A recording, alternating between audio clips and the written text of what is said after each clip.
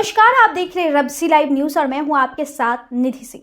छत्तीसगढ़ के दुर्ग को बचाने में कांग्रेस जुट गई है। कांग्रेस किसी भी सूरत में यहां की सत्ता की चाबी अपने पास रखना चाह रही है। सरकार पर सत्ता विरोधी लहर का असर नहीं हो, इसके लिए तरह तरह की कवायद की जा रही है।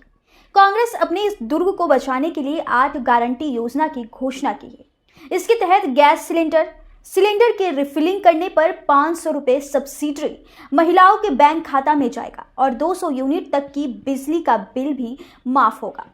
महिला स्वयं सहायता समूह को तथा सक्षम योजना अंतर्गत लोन को भी माफ किया जाएगा। 700 नवीन ग्रामीण औद्योगिक पार्कों की स्थापना की जाएगी। सरकारी स्कूलों को अंग्रेजी और हिंदी में अपग्रेड किया जाएगा। सड़क दुर्घटना और अन्य आकस्मिक दुर्घटनाओं में मुख्यमंत्री विशेष स्वास्थ्य योजना के तहत निःशुल्क इलाज करने का प्रबंध किया जाएगा। परिवहन व्यवसाय से जुड़े 6600 से अधिक वाहन मालिकों के 2018 तक के 726 करोड़ राशि के बकाया मोटर यान कर और ब्याज के कर्ज को माफ किया जाएगा। इसके साथ ही राज्य के किसानों के तिवारा को भी समर्थन मूल्य पर खरीदा जाएगा। इसकी घोषणा कांग्रेस की राष्ट्रीय महासचिव प्रियंका गांधी द्वारा किया गया है। कांग्रेस इसी 8 गारंटी के सहारे सत्ता में पुनः लगातार दूसरी बार सरकार बनाने की कवायद कर रही है। कांग्रेस का मानना है कि मुख्यमंत्री भूपेश बघेल द्वारा छत्तीसगढ़ के लिए कराए गए कार्य यानी कि उनकी कार्य जो कराई गई थी उसमें नैया बेड़ा पार लगाने की सहायता साबित होगी। यहाँ लगभग तय है कि कांग्रेस की सरकार बनने पर पुनः एक बार भूपेश बघेल के हाथ में राज्य की बागडोर होगी। तो वही विधानसभा चुनाव को लेकर जो मीडिया रिपोर्ट सामने निकल कर आई है उसमें कांग्रेस सरकार बनने की ओर अग्रसर है। विभिन्न सर्वे में बताया जा रहा है कि कांग्रेस राज्य की कुल 90 सीटों में 50 सीट पर जीत दर्ज कर सकती है। पिछले चुनाव में कांग्रेस को राज्य में 48 सीटें मिली थी, भाजपा को 36 सीटों में संतोष करना पड़ा था। इस बार भी कमोवेश वही स्थिति नजर आ रही है। हालांकि भाजपा भूपेश बघेल सरकार पर हमलावर हो गई है।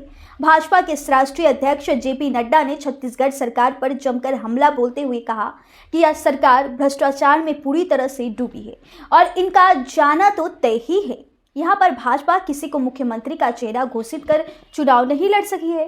वहीं हालांकि बता दें कि चाउर वाले बाबा के नाम से मशहूर डॉक्टर रमन सिंह राज्य में भाजपा के बड़े चेहरे हैं। उन्होंने साल 2003 से लेकर साल 2018 तक लगातार 3 बार भाजपा के मुख्यमंत्री के रूप में काम किया। 2018 के चुनाव में सत्ता विरोधी लहर में भाजपा सरकार बनने से वंचित रह गई थी।